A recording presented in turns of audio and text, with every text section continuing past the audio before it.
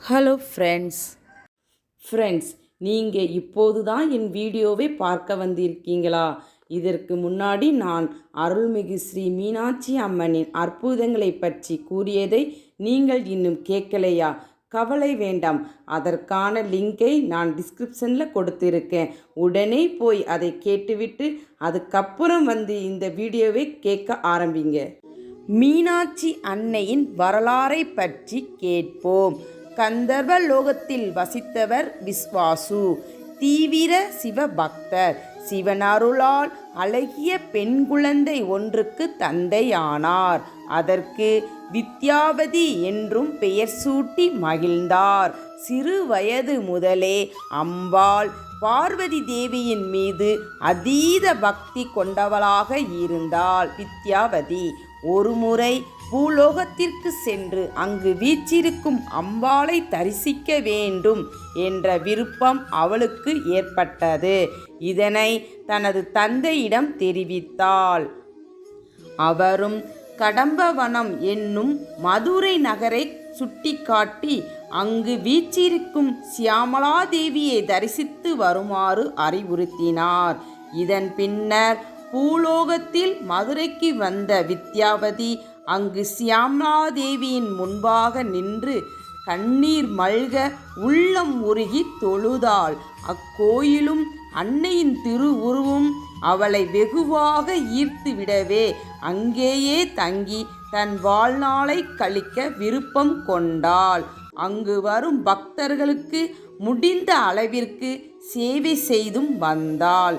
வித்யாவதியின் பக்தியையும் சேவையையும் மெச்சிய சியாமளாதேவி திடீரென்று 3 வயது சிறுமி வடிவில் காட்சியளித்தாள். தேவியை இவ்வாறு குழந்தை வடிவில் தரிசித்த வித்யாவதி உணர்ச்சி பெருக்கில் தத்தளித்தாள். அப்போது தேவி அவளிடம், உனக்கு என்ன வரம் வேண்டும் என்று கேட்டாள். குழந்தை வடிவில் காட்சியளித்த தேவி தனக்கு குழந்தையாக பிறக்கும் வரம் அருள வேண்டும் என்று கேட்டாள். அம்பாளும் அவள் கேட்ட வரத்தை தருவதாகவும் அடுத்த பிறவியில் இந்த விருப்பம் நிறைவேறும் என்றும் வாக்களித்து மறைந்தாள். இதேபோல அடுத்த பிறவியில் சூரிய வம்சத்தை சேர்ந்த மன்னர் சூரசேனனின் மகளாக பிறந்தாள் வித்யாவதி. அப்போது அவளுக்கு பெயர் காஞ்சனாமாலை. இந்த பிறவிலும் அம்பாளின் தீவிர பக்தியாகவே அவள் இருந்தாள்.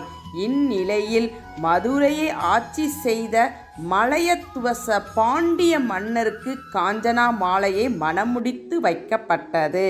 பின்னர் சில காலம் கழிந்தது. ஆனால் இருவருக்கும் குழந்தை பாக்கியம் கிட்டவில்லை. இது போன்ற ஒரு தருணத்தில் தனது முற்பிறவி குறித்த நினைவுகள் காஞ்சனமாலைக்குள் பிரவேசித்தது.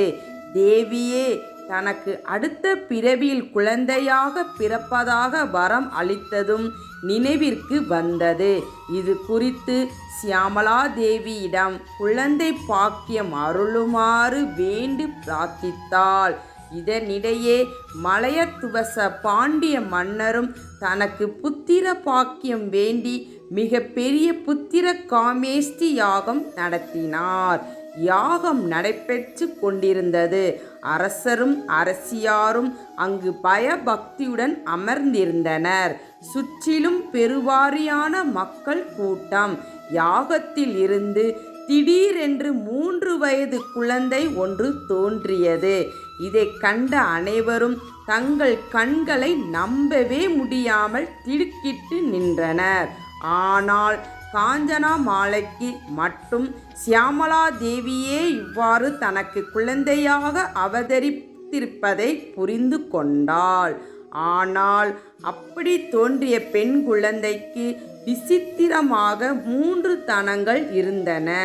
இதை பார்த்த பாண்டிய மன்னர் மிகவும் வருந்தினார். குழந்தை பாக்கியம் கிடைத்தும் அது குறைபாட்டுடன் இருக்கிறதே என்ற கவலை அவரை வாட்டியது. ஆனால் அப்போது அசஸ்ரீ குரல் ஒன்று ஒலித்தது.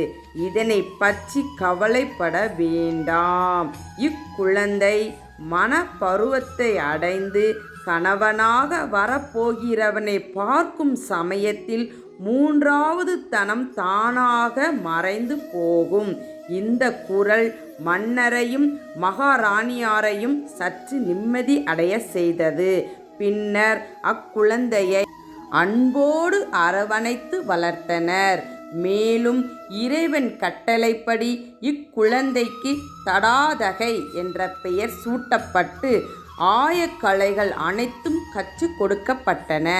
இவளது விழிகள் மீன் விழிகளைப் போல எப்போதும் விழிப்புடனேயே இருந்ததால் மீனாட்சி என்று பலரும் அழைக்கத் தொடங்கினர்.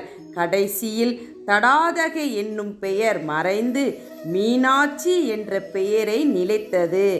ஆண் வாரிசு இல்லாத காரணத்தால் மலையத்துவச மன்னர் தன் ஒரே மகளான மீனாட்சியை அரியணையில் ஏற்றி மகிழ்ந்தார்.